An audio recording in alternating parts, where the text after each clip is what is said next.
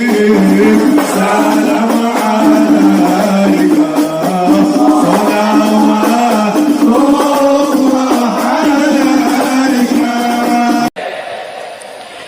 Nabi pertama kali diadakan oleh Al-Mu'izz Lidinillah, Khalifah Fatimiyah yang membangun khilafah di Mesir pada tahun 361 Hijriah, yang membangun kota Kairo, gubernurnya namanya Jauhar As-Sokli, yang membangun Al-Azhar yaitu Al-Mu'izz Al-Qahir Lidinillah. Jadi terus terang saja, nanti saya dikira Syiah nanti. Ini sejarah ini. Pertama kali yang mengadakan Maulid Nabi adalah Khilafah Fatimiyah yang bermadzhab Syiah di Kairo. Maulid Nabi SAW adalah merayakan hari lahir Nabi SAW. Awal mulanya muncul tahun 230 Hijriah. Dan ini muncul dari kerajaan dinasti Fatimiyah Syiah. Syiah ya, yang itu dibentuk pada saat itu di Mesir, dan mereka punya 6 macam maulid, dan sampai hari ini di Iran masih ada tuh. Jadi yang berfaham Syiah memang mengikuti ini.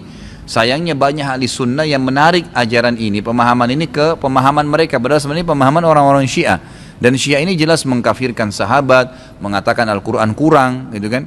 Mereka punya 6 macam maulid. Maulid Nabi SAW, Hasan, Husain, Fatimah, Ali, dan rajanya mereka. Dan mereka pada saat membaca maulid dengan zikir-zikir yang sering kita dengar sekarang, itu ya mereka berdiri di tengah-tengahnya karena menganggap ruhnya Nabi SAW sedang lewat. Banyak orang ahli sunnah di Indonesia yang benci dengan Syiah, karena pemahaman Syiah jelas ya mengkafirkan sahabat, mencaci maki Abu Bakar dan Umar, mengkafirkan mereka, mengatakan Quran kurang, tapi mereka tidak sadar maulid yang mereka lakukan adalah acara dari orang-orang Syiah, gitu kan. Anda boleh kembali kepada buku sejarah, semua buku sejarah menjelaskan masalah itu. Jadi munculnya di tahun 230 Hijriah dan dilakukan oleh Syiah ya pada saat itu, yang mendirikan dinasti Fatimiyah namanya. Baik, itu kurang lebih gambaran tentang sejarahnya. Dan orang-orang Syiah Fatimiyah waktu itu mengadakan maulid. Review lagi kembali kenapa mereka buat. Ternyata mereka waktu itu di Mesir berbatasan dengan Bizantium, kerajaan Romawi. Dan waktu itu orang-orang Romawi mereka mengadakan maulidnya Nabi Isa, kan gitu. Maka orang-orang Syiah waktu itu mengatakan di Mesir, kalau gitu kita juga buat maulid untuk Nabi SAW. Maka dibuatlah. Dan sekarang Anda boleh tanya kepada siapapun, kiainya, habibnya, tanya, apakah Nabi SAW pernah melakukan maulid kayak Anda lakukan nih? Berzikir, baca salawat, berdiri, menganggap ruhnya Nabi sedang lewat, pernah? Pasti kalau mereka jujur, mereka akan mengatakan tidak pernah.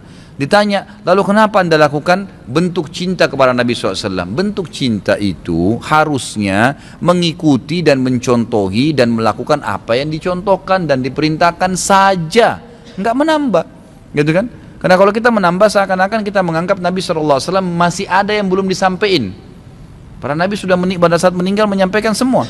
Apa kata Ibnu Katsir rahimahullah? Beliau mengatakan kalimat yang mulia pada saat menafsirkan surah Al-Maidah ayat 3. Al-yawma akmaltu lakum dinakum wa atmamtu alaikum ni'mati wa raditu lakumul Islam madina. Hari ini aku sempurnakan agama kalian, nikmatku untuk kalian, dan aku ridho Islam sebagai agama kalian, kata Ibnu Katsir.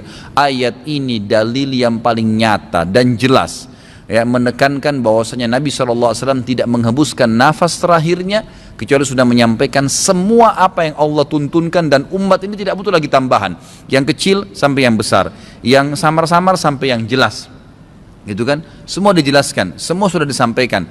Dan Nabi SAW pada saat mau meninggal dunia di Haji Wada, beliau mengatakan halla ballagtu, ingatlah saya sudah sampaikan kepada kalian. Alla ballagtu, ingatlah saya sudah sampaikan kepada kalian. Sudah cukup semuanya, maka jangan ditambah, jangan dikurangin, saudaraku. Bacalah salawat, Nabi SAW perintahin tuh, banyak perintah salawat.